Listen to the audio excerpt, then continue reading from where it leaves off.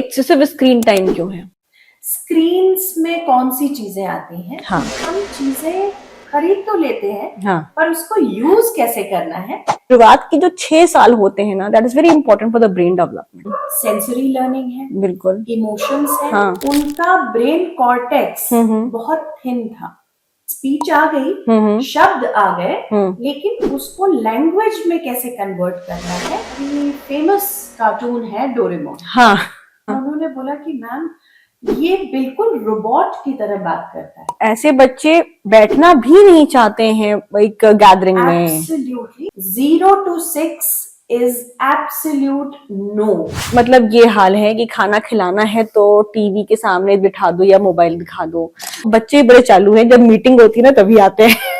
तो जहर हम एक बूंद दें, हाँ। या पूरी बोतल दें? हाँ। जहर तो जहर होता है, बिल्कुल। पता है मेरा बच्चा सो नहीं रहा है, हाँ। क्या हम उसको नींद की गोली देंगे? बच्चे को किसी भी ऐसी ड्रग की आदत डाल रहे हैं, बच्चा उतना बेहतर और हेल्दी तरीके से ग्रो करेगा। तो ये बच्चे मतलब लाइफ लॉन्ग उनका ये प्रॉब्लम सॉल्विंग एरिया जो है इम्पेयर्ड रहेगा। एब्सोल्युटली। सो मैम, मेरा पहला क्वेश्चन आपसे, ये एक्सेसिव स्क्रीन टाइम क्यों है? आजकल ये इतना बड़ा पेरेंटिंग कंसर्न खासकर क्यों बनता जा रहा है? और बच्चों पे इसका इम्पैक्ट बहुत ज्यादा दिख रहा है। Even government is getting like thinking about this thing. तो ऐसा क्यों है? क्योंकि इसका डेवलपमेंट और डिस्कवरी तो हमारे लिए लाइफ को इजी बनाने के लिए हुआ था। बिल्कुल। Thank you so much for this question Aparna ji. देखिए, सबसे पहले ये समझते हैं कि स्क्रीन टाइम, स्क्रीन्स में कौन सी चीजें आती हैं? हाँ। जो भी डिवाइस जिसमें टीवी आते हैं, टीवी आ सकता है, आईपैड आ सकता है, लैपटॉप है, डेस्कटॉप है, बहुत सारी चीजें हैं, मोबाइल फोन है। उसके सामने कितना समय हम बैठ करके बिताते हैं, इसको हम स्क्रीन टाइम। बिल्कुल बिल्कुल। अब कोई भी चीज खराब नहीं होती है। हाँ। लेकिन अगर किसी चीज का हम यूज और मिसयूज दोनों समझ जाएं जी, कि बिल्कुल, हमें कैसे यूज करना है, तो वो चीज खतरनाक नहीं होगी। बिल्कुल।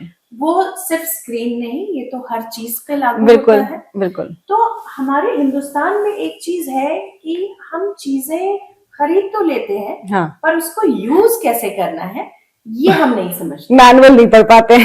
बिल्कुल।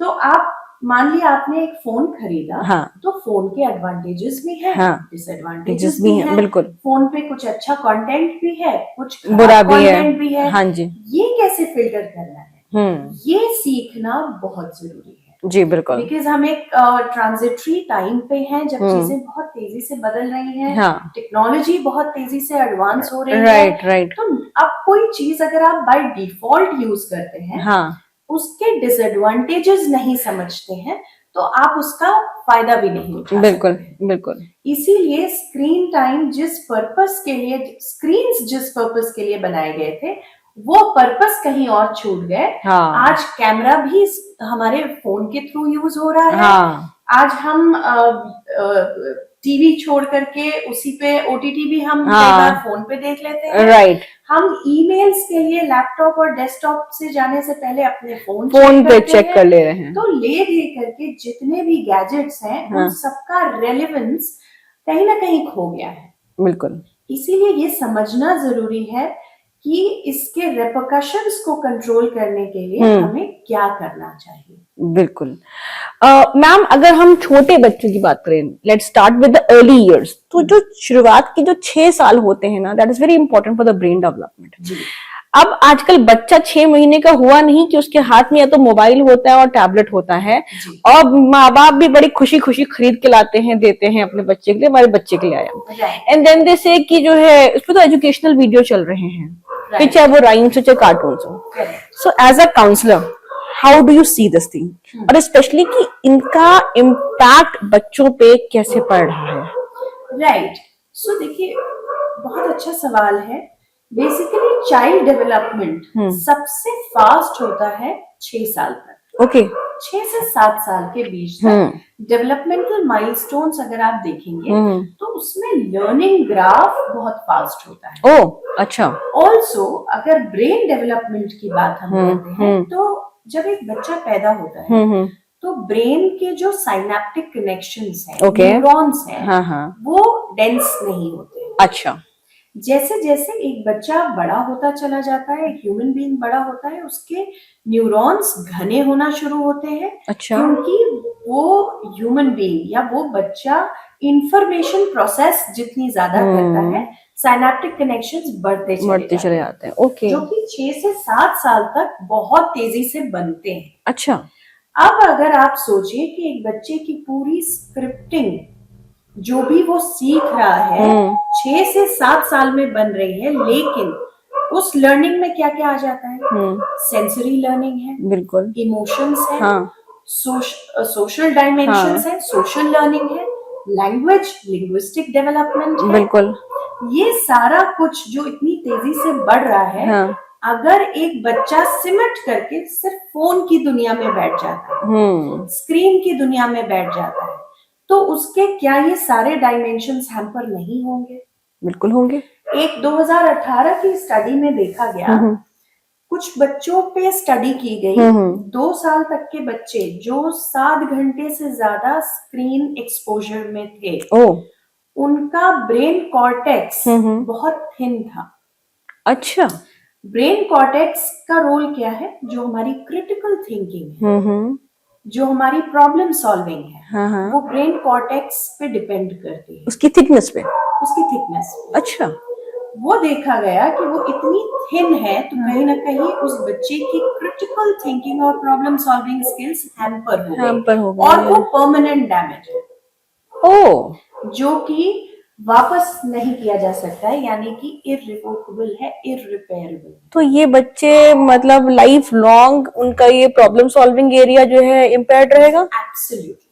ओ माय गॉड, अच्छा, दूसरा डायमेंशन अगर आप देखिए कि बच्चा बोलना कैसे सीखता है, लैंग्वेज और स्पीच 2 अलग अलग चीजें हैं। ओके, स्पीच डेवलप होती है ग्रेजुअली, अगर आप माइलस्टोन्स की बात करेंगे तो 2 साल तक के बच्चे में स्पीच, अगर सब कुछ नॉर्मल है, तो स्पीच बहुत अच्छे तरीके से आ जाती है। तो नाउ इफ यू से स्पीच का मतलब जो हम साउंड्स बोल रहे हैं, अच्छा, है ना, साउंड है, आवाज है, फोनिक्स है, जैसे मम्मम, पापा, ये स्पीच में आता है। ओके, लैंग्वेज तब आती है जब आप एक सेंटेंस फॉर्म करते हैं, या आप अपनी जरूरतों को लैंग्वेज के माध्यम से एक्सप्रेस करना सीखते हैं। तो एक बच्चा लैंग्वेज कैसे सीख रहा है?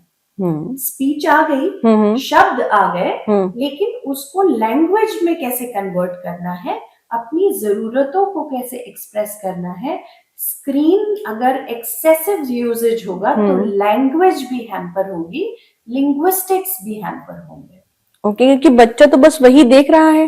एग्जैक्टली। अब अगर हमारे पास प्रैक्टिकली इतने सारे केसेस आए जब पेरेंट्स 3 साल के या 4 साल के बच्चे को लेके आए, और उन्होंने बोला कि मैम ये बिल्कुल रोबोट की तरह बात करता है, ऐसे भी केसेस आए हमारे पास, कार्टून की तरह ही बात कर रहा है, वैसी रोबोटिक आवाजें भी निकालता है, और आपको ऐसा लगेगा कि मशीन बोल रही। तो जब हमने केस हिस्ट्री ली, हमने टेस्टिंग्स करी, तो हमें ये समझ आया कि उस बच्चे का जो कंटेंट है, जो वो बच्चा एक्सपोजर उसको मिल रहा है स्क्रीन पे, वो कुछ ऐसे प्रोग्राम्स देख रहा था जिसमें वो कैरेक्टर्स ऐसे बात करते हैं। अच्छा, तो लैंग्वेज उसकी डिफाइन हो गई उस कंटेंट के बेसिस पे। अब इसको भी, क्योंकि बच्चे इमिटेट करके सीखते हैं, 6 साल तक इसीलिए भी प्रोमिनेंट है कि बच्चा जो देखता है वो सीखता है। तो जैसे एनवायरनमेंट में है, जैसे लोगों के बीच में है, या जैसा कंटेंट देख रहे हैं, वैसे ही लैंग्वेज डेवलप हो जाएगी। एब्सोल्युटली। एक बहुत ही ऐसा बहुत ही फेमस कार्टून है डोरेमोन। आप किसी भी बच्चे से पूछिए, ऐसा नहीं है कि उसको नोबिता और डोरेमोन नहीं पता होगा। अब उस बच्चे ने, क्योंकि वो वर्चुअल वर्ल्ड में बैठा है, उसके दिमाग में उसकी वोकैबुलरी क्या है? डोरा केक्स, गैजेट्स, जो कि एक वर्चुअल दुनिया का हिस्सा है, और रियलिटी में ऐसा कुछ है नहीं। यस। उसकी जो लैंग्वेज डेवलप हो रही है, या वो जिस तरीके से अपने पेरेंट्स से चीजें एक्सप्रेस कर रहा है, पेरेंट्स उस चीज को रियलिटी में समझ नहीं पा रहे। तो कहीं ना कहीं लैंग्वेज एक्सपेक्टेशंस रियल वर्ल्ड से सिंक नहीं कर रही हैं। यहाँ पे पेरेंट को स्क्रीन, इसीलिए हम कहते हैं हाँ? आपको कंटेंट के लिए वॉचफुल होना बहुत जरूरी है। ओके। अनदर माइलस्टोन में अगर आप हाँ, देखेंगे हाँ। तो सोशो इमोशनल लर्निंग जो कि बहुत तेजी से 7 साल तक के बच्चों में डेवलप होती है। ओके। यानी कि बच्चा शेयर करना सीखता है, बच्चा लोगों के बीच पार्टिसिपेट करना सीखता है, सोशल स्किल्स समझता है, फेशियल क्यूज समझता है कि कब किसी को मेरे पे गुस्सा आ रहा है, कब कोई मुझसे खुश है, कब कोई मुझसे नाराज हो रहा है। ये इमोशनल क्यूज भी बच्चा इसी एज के दौरान सीखता है। अब अगर एक्सेसिव स्क्रीन टाइम है तो आप समाज में जा ही नहीं रहे, बाहर बच्चा जा ही नहीं रहा है, स्क्रीन के साथ बैठा है, तो सोशल डायमेंशन भी हैम्पर्ड है। बिल्कुल। उस बच्चे को वो एक्सपोजर ही नहीं मिला प्ले के थ्रू या कुछ गेम्स के थ्रू या बच्चों के साथ पार्क में खेलने के थ्रू या बड़ों के बीच में जो चीज उनको समझनी है, बच्चों को जो समझाया जा रहा है, जॉइंट फैमिलीज है या नेबरहुड में जो चीजें हैं, वो फर्स्ट हैंड एक्सपीरियंस बच्चा कर ही नहीं रहा है। इसीलिए सोशो इमोशनल डायमेंशन भी हैम्पर। और ऐसे में मैंने ये भी देखा है कि ऐसे बच्चे बैठना भी नहीं चाहते हैं एक गैदरिंग में। एब्सोल्युटली। वो भागते हैं क्योंकि वो डायमेंशन ही हैम्पर हो गया सोशो इमोशंस वाला। इसीलिए 6 साल तक के बच्चों को अगर आप मुझसे पूछे कि मैम क्या ऑप्टिमम टाइम होना चाहिए, ये मेरा नेक्स्ट क्वेश्चन था आपसे। तो कोई ऑप्टिमम टाइम नहीं है। 0 to 6 इज एब्सोल्यूट नो। मतलब 0 साल से कोई स्क्रीन एक्सपोजर नहीं होना। 6 इयर्स तक। 6 इयर्स तक। ओह अच्छा। ना तो 15 मिनट, ना आधा घंटा, ना 1 घंटा। 6 साल तक के बच्चे को आप किसी भी स्क्रीन से एक्सपोज नहीं करेंगे। तो मैम जैसे आपने बोला पेरेंटिंग की, तो आजकल मतलब ये हाल है कि खाना खिलाना है तो टीवी के सामने बिठा दो या मोबाइल दिखा दो।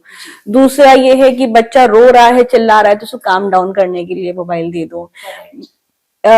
जब से कोविड आया है उसके बाद से केसेस और बढ़ गए हैं ऐसे, ठीक है। वर्क फ्रॉम होम है, काम करना है, बच्चे के हाथ में वो दे दो। अब बच्चे बड़े चालू हैं, जब मीटिंग होती है ना तभी आते हैं क्योंकि मेरे खुद के 2 बच्चे हैं जो इसी एज ग्रुप के हैं। सो मैम ऐसे में पेरेंटिंग की जो कंसर्न्स है, how to deal with that and what impact, मतलब जो डिपेंडेंसी क्रिएट होती है बच्चों की ऑन द स्क्रीन, वो कैसे रेगुलेट कर सकते हैं? सो देखिए, मेरा एक बेसिक सा सवाल है, जितने पेरेंट्स मुझे यहाँ सुन रहे हैं, अगर मुझे मान लिया लगता है मेरा बच्चा सो नहीं रहा है, क्या हम उसको नींद की गोली देंगे? नहीं।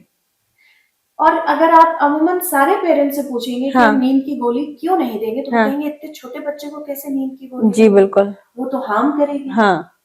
तो अगर आप ये नहीं कर रहे हैं और आपको लग रहा है कि नींद की गोली से कम खतरनाक है कोई भी स्क्रीन, तो मार्क माय वर्ड्स, ये सबसे ज्यादा एडिक्टिव चीज है।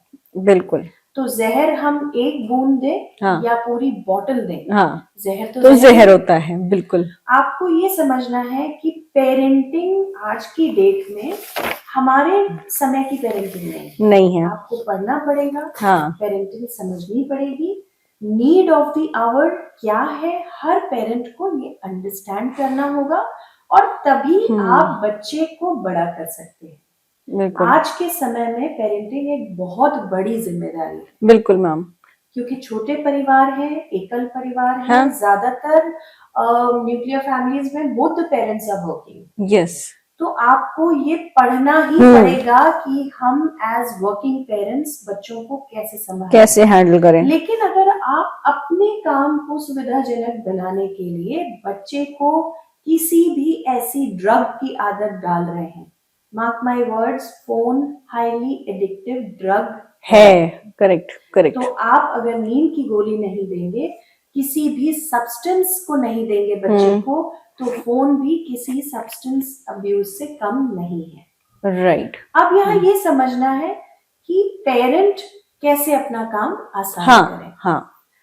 पहली चीज तो पेरेंटिंग में अगर आपका बच्चा 0 to 6 इयर्स की कैटेगरी में आता है, आप अपना शेड्यूल और बच्चे का शेड्यूल सिंक में रखेंगे। दूसरी चीज, बच्चों को जितना आप अर्ली एज में गेम से, पजल से, टॉयज से, स्टोरीज से, बुक्स से इंट्रोड्यूस करेंगे, बच्चा उतना बेहतर और हेल्दी तरीके से ग्रो करेगा।